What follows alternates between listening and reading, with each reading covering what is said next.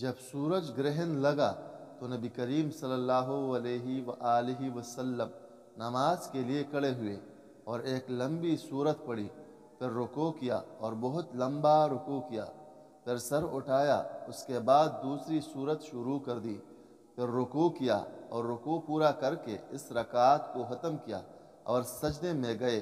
پھر دوسری رکعت میں بھی آپ صلی اللہ علیہ وآلہ وسلم نے اسی طرح کیا۔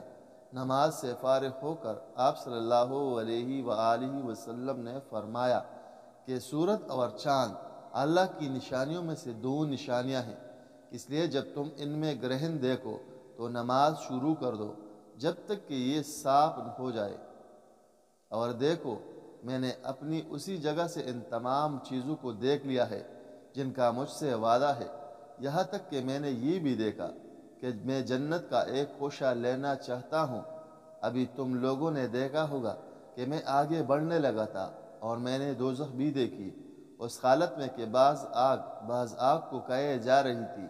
تم لوگوں نے دیکھا ہوگا کہ جہنم کے اس ہولناک منظر کو دیکھ کر میں پیچھے ہٹ گیا تھا۔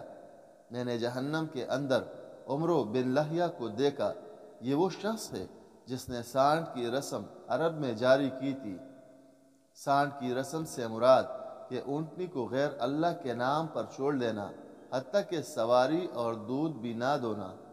نبی کریم صلی اللہ علیہ وآلہ وسلم نے فرمایا کہ جب تم میں سے کوئی نماز میں ہو تو وہ اپنے رب سے سرگوشی کرتا ہے، اس لیے اس کو سامنے نہ تھوکنا چاہیے اور نہ دائیں طرف، البتہ بائیں طرف اپنے قدم کے نیچے تھوک لے۔